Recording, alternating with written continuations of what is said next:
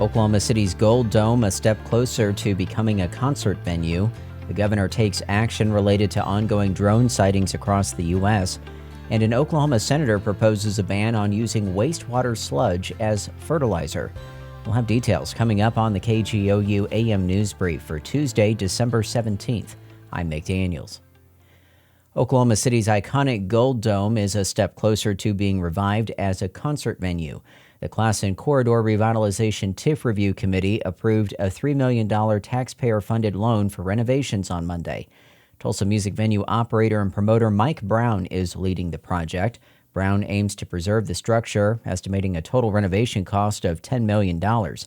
Brown anticipates the 3,000-seat venue would host 65 events annually, generating around $1 million in revenue. The proposal will now go before the city's Economic Development Trust for approval before heading to the city council. If approved, the project could be completed by early 2026. Governor Kevin Stitt is directing the Department of Public Safety to invest in mobile drone detection systems. As State Capitol reporter Lionel Ramos tells us, the move follows reports of drones flying at night across the country. Unmanned aircraft systems, or as most people know them, drones, are getting more popular across the United States. And as they do, regulations around when and where people can fly their drones are lagging behind Oklahoma's and the nation's need for them. Stitt says in a press release that while unmanned aircraft are an exciting new industry here in Oklahoma, national and state laws are not written in a way that would allow local law enforcement to protect people from someone who may use a drone to harm others. And that's because federal law classifies drones as a form of airplane, meaning they're protected from being shot down or otherwise disabled by local police without certain permissions. So, instead of destroying the drones, Stitt says he's opted to monitor and identify them to protect Oklahomans and the state's critical infrastructure. In Oklahoma City, I'm Lionel Ramos. An Oklahoma state senator wants farmers around the state to take a break from using wastewater sludge as fertilizer. Grayson Wheeler has more on what biosolids are and why their use is controversial. Biosolids is a nicer name for the sludge that's left over at the end of the wastewater treatment process. It contains lots of nutrients plants enjoy, but it also contains some of the less natural chemicals we pour down our drains, including so-called forever chemicals, or PFAS. These substances linger in the environment for a long time, and people who are exposed repeatedly to very high levels have increased risks of certain cancers. Because of this, Wellston Republican Grant Green wants Oklahomans to take a few years off from using biosolids as fertilizer. He's introduced legislation that would revoke permits to use biosolids and put the kibosh on any new permits until 2028.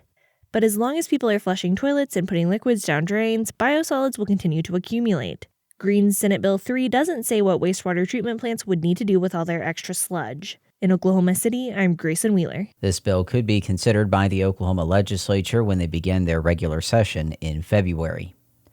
A woman from Fairview has been sentenced for her role in the January 6th Capitol riot. KGOU's Hannah France reports 9 Oklahomans have now been sentenced for participating in the riot. Dova Alina Weingart was sentenced to 4 months of incarceration and 12 months of supervised release after being found guilty of misdemeanor attempted destruction of government property. She was also fined $1,000. The FBI identified Weingart after 3 of her friends sent the agency photos of her at the Capitol on January 6th holding a long wooden pole with pieces of metal attached. It was found she used the pole to break a door window of the House of Representatives. More than 1,000 people have been sentenced for participating in the January 6th Capitol riot, and Weingart is one of 9 Oklahomans who have been sentenced. The most severe of those 9 sentences has been for Jerry Riles, a man from Muskogee who pleaded guilty to civil disorder and was sentenced to serve 9 months in prison and 3 years of supervised release. He was also ordered to pay $2,000 in restitution. I'm Hannah France.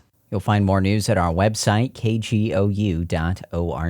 We also invite you to follow the KGOU PM News Brief podcast. We could all use a little help navigating the news these days. The Consider This podcast wants to give you a hand. 6 days a week, we'll help you make sense of the day's biggest news story and what it means for you in less than 15 minutes.